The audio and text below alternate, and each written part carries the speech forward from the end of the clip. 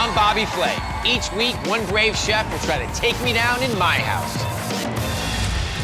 This culinary battle is gonna shake down in 2 rounds. Round 1, to get to me, 2 contenders have to go through each other first, using an ingredient of my choice. Let the games begin! 2 people that know me well will decide who's got the skills to beat me. You're gonna smoke you. Turn up the heat!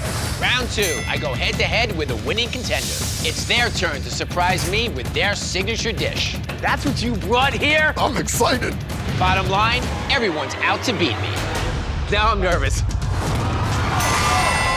Here to decide who I'm up against are 2 of my dearest friends who would like nothing better than to see me lose. Giada De Laurentiis and Michael Simon. Oh, You got a couple good chefs tonight? we have 2 heavy hitters. The winner. Okay. This chef is well known for his creative cuisine. He is executive chef and owner of Blue Ink, Back Bay Harry's, and Abbey Lane. Meet Jason Santos. Oh, and he's got the moves! I'm bringing in a West Coast heavyweight. He's executive chef and owner of the Strand House, BLD, and Fritzy Dog in Los Angeles, California. Neal Fraser. You can have 20 minutes to make a single ingredient the star of your dish. And the ingredient is fresh squid. And your time starts now. I'm making sauteed squid with roasted peppers and tomatoes with saffron tomato sauce. I'm trying to cook something that is bright, well executed. The sauce is gonna take the most amount of time, so I can start sweating out some garlic and shallots. I add some peppers, tomatoes that he glazed with white wine, which I grab some shellfish stock. I put a little saffron in there to kind of liven the flavors. What are you thinking? I'm doing a fried calamari, which I love. I'm gonna make this awesome tomato salad. It's like crunchy, salty, sweet from the tomatoes, and vinegary. Amazing. Losing in the first round is really not an option for me. I want to make some sort of warm salad to go with the sauce and the squid. So I get some more peppers and tomatoes. I kind of dice them up with some jalapenos, stew that up. I take these beautiful tomatoes, I add some Kalamata olives, some red onion, lots of fresh herbs, and this really great lemon vinaigrette. 6 minutes to go. Time is ticking. I grab the squid, I get it right in buttermilk. Buttermilk really helps that breading stick to it. Then I make the breading. I use flour, some blue cornmeal, and smoked paprika, a little bit of garlic powder. I get this calamari right into the fryer. I have to cook my calamari perfectly. So I start to puree my sauce, and then right at the last minute, my intention is to cook the squid. I have a pan super hot, and I put a little olive oil in the pan, and it immediately catches on fire. If you screw up one thing, you could destroy your whole dish. So as quickly as possible, grab the other pan. Immediately, I just throw in the squid. Just trying to get everything on the plate. I'm starting with the sauce. And then I arrange my peppers with some arugula. You know, I know it's gonna be tight. 30 seconds to go. Fastest 20 minutes I've ever seen in my life. Take my tomato salad, put it on a plate with the chunks of calamari. At the last minute, I put white anchovies. They're very acidic. Just a lot going on the plate. Like he's running out of time. I'm a little nervous. My squid's a little undercooked. I have to put it on the plate. I grate some lemon and orange zest.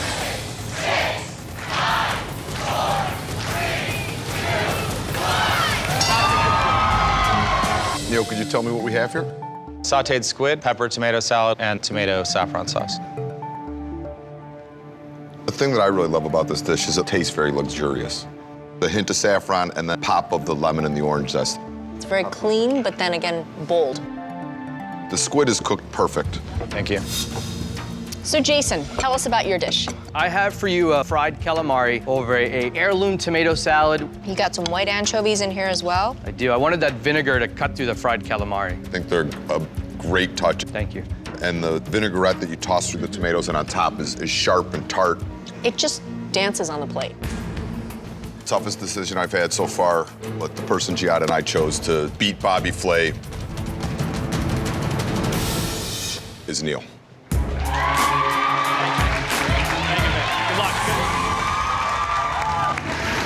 What's your signature dish? Fried chicken sandwich. That's what you brought here? Why not? All right, guys, here's the deal. 45 minutes, start now. I'm serving a fried chicken sandwich with sriracha aioli and then a crunchy cabbage slaw. All the components kind of have an Asian, Southeast Asian cohesion. And I'm going for it. I want to win. Just using chicken breasts, it often get kind of dry. So I take a chicken breast and thigh, I'm gonna pound them both. And then I'm making a mousse to glue them together. I get some more chicken breast, some pancetta, and I'm basically gonna emulsify that with egg whites, cream, black garlic, and some yuzu kosho, a Japanese condiment, kind of like a lemon lime with chili. Neal, what are you making, meatballs? No, I'm making a chicken mousseline to glue the breast and the thigh together. Oh, so it acts like a glue. Did you hear that, Flay? He's bringing it over there. Bringing what? Dude, I'm in it to win it, right? Yes, Giada. What you making? Well, this is gonna be the marinade for the chicken. Coconut milk, buttermilk, ginger, and garlic. I'm gonna do the coconut marinated, 5-spice crusted fried chicken sandwich. It's basically a lot of Asian flavors. Bobby's going Asian as well. I wanted my dish to stand out, but I'm not gonna put my tail between my legs.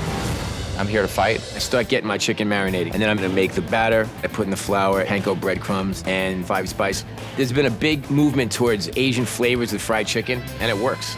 I'm gonna make a slaw out of some kimchi.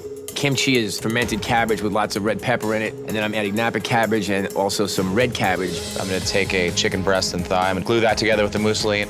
I'm gonna cook it sous vide, which is the technique of cooking in a water bath, which is allowing the chicken to be much more tender and flavorful. I'm making a cabbage slaw that's made with green papaya, cabbage, carrots, peppers, and it's gonna be marinated in fish sauce, more yuzu kosho, soy sauce, seasoned rice wine vinegar.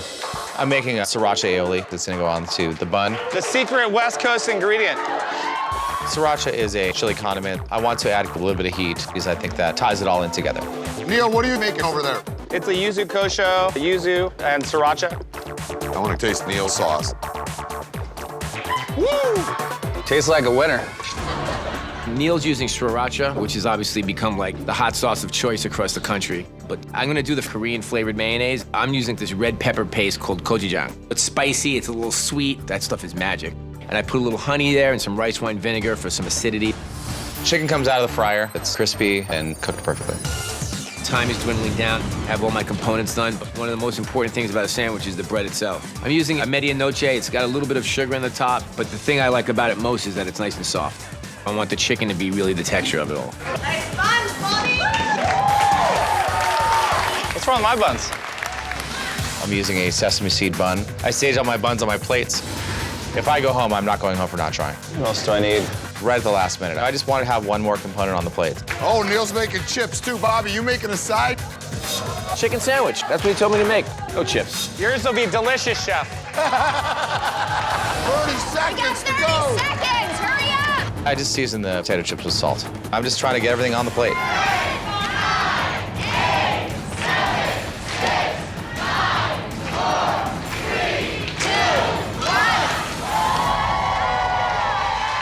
I look over at Bobby's dish and it looks a little pedestrian. I think that Neal's sandwich looked amazing, but I liked all the components of my dish. I don't know what's gonna happen here. Oh, I've never been so tired from a fried chicken sandwich. Where's the bourbon? I think I got him. Woo! Chefs, I'd like to introduce you to some of our judges. First off, legendary restaurateur Drew Niporan, owner of Nobu, Tribeca Grill, and Batard. Next up, Chef Anita Lowe of Anissa, and Chef Harold Dieterle, owner of Perilla, The Marrow, and Kin Shop. This is a blind taste test. So we'd love for you guys to start with the dish in front of you. What I find most interesting is the different parts of the chicken that were used. So there must have been meat glue or hopefully a mousse. I love the usage of the white and the dark meat. You know, you get a best of both worlds. You have a lot of Asian influences in here. I love the yuzu kosho with the black garlic, very nice. The one really big issue I have with it is a little too much bread for me. Yeah, there's a lot of bread. I would say the fried part of it is a little concerning because I don't get a crunch, I don't get texture. Why don't you give the second dish a try? This one's not shy at all. The 5-spice grabs your attention immediately. I'm not really into the 5-spice in there. It's a little overpowering. And I'm not that crazy about the kimchi. But the crunch on this chicken is really spectacular. I love the texture. Yeah, the crunch is better, but this has all of Asia on one bun, and somehow on the palate doesn't translate that well. All right, on that note, you guys, we're gonna take a vote. And the winner of Battled Fried Chicken Sandwich is Neal. I nailed it. Gosh darn it. I beat Bobby Flay. Down all day! You guys suck. Victory! We're good. Bobby is very sorry you put us together.